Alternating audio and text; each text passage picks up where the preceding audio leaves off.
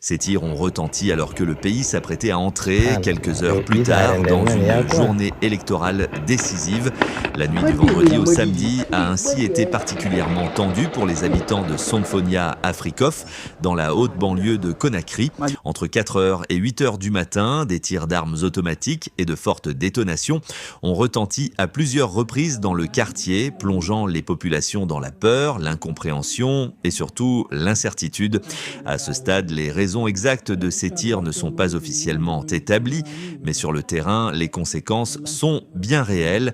Des blessés, d'importants dégâts matériels et une démonstration de force sécuritaire inhabituelle par son ampleur et son timing. Ce que l'on sait des faits jusqu'à maintenant non loin du marché Afrikov, en direction de la route T7, une maison semble avoir été directement ciblée par des tirs nourris. L'accès à cette concession était strictement contrôlé avec des va-et-vient constants de policiers et de gendarmes. La police scientifique et la protection civile étaient présentes sur les lieux. Les forces spéciales et des éléments du Bata, eux, ont quitté la zone plus tôt dans la matinée. Sur la route reliant le marché au quartier, des traces de sang visibles à plusieurs endroits témoignent de la violence des événements. Selon plusieurs témoignages concordants, il pourrait s'agir d'échanges de tirs impliquant des forces de sécurité et des individus non identifiés. Un jeune homme d'environ 25 ans a été atteint par balle. Sous couvert d'anonymat, un membre de sa famille décrit une scène troublante. Une patrouille ordonne aux habitants de rentrer chez eux. Peu après, 2 coups de feu retentissent. Le jeune homme, resté dans la cour, appelle à l'aide après avoir été touché. Selon ce témoignage, plusieurs militaires auraient entouré la victime alors qu'elle était au sol. La famille affirme ne pas savoir où le jeune homme a été emmené, ni même s'il était encore en vie à la fin de l'intervention. Un autre incident est également signalé. Un jeune soudeur aurait été violemment frappé au visage lors d'une poursuite impliquant des agents de sécurité. À quelques mètres seulement, une mosquée en construction a subi d'importants dégâts. Vitres brisées, tôles perforées, impact de balles visibles sur les murs. Pour les habitants, ce détail n'est pas anodin. Dans un contexte tendu, voir un lieu de culte touché par des tirs renforce le sentiment que la situation a échappé à un simple cadre de maintien de l'ordre.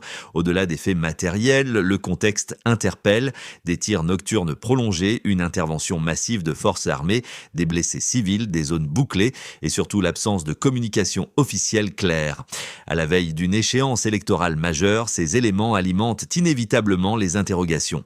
Dans l'histoire politique de la Guinée, comme dans celle de nombreux pays de la région, les grandes ruptures institutionnelles n'ont pas toujours commencé par des annonces officielles. Elles ont parfois débuté par des nuits tendues, des démonstrations de force, des mouvements difficiles à expliquer et un silence prolongé des autorités.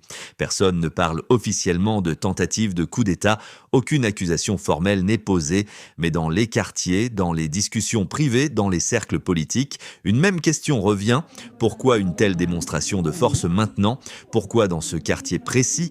Pourquoi cette opacité à ce moment précis du calendrier politique, quand les armes parlent avant les urnes, quand la sécurité devient un spectacle nocturne, quand la peur s'installe à la place du débat, le doute devient politique.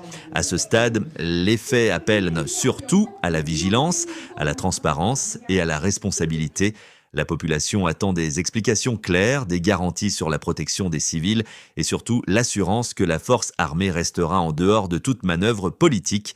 Car l'histoire l'a montré, les crises majeures ne se déclarent pas toujours ouvertement. Elles commencent parfois par des signaux faibles, des nuits agitées et des questions que l'on n'ose pas encore poser à voix haute. Somphonia Afrikov aujourd'hui oblige à les poser.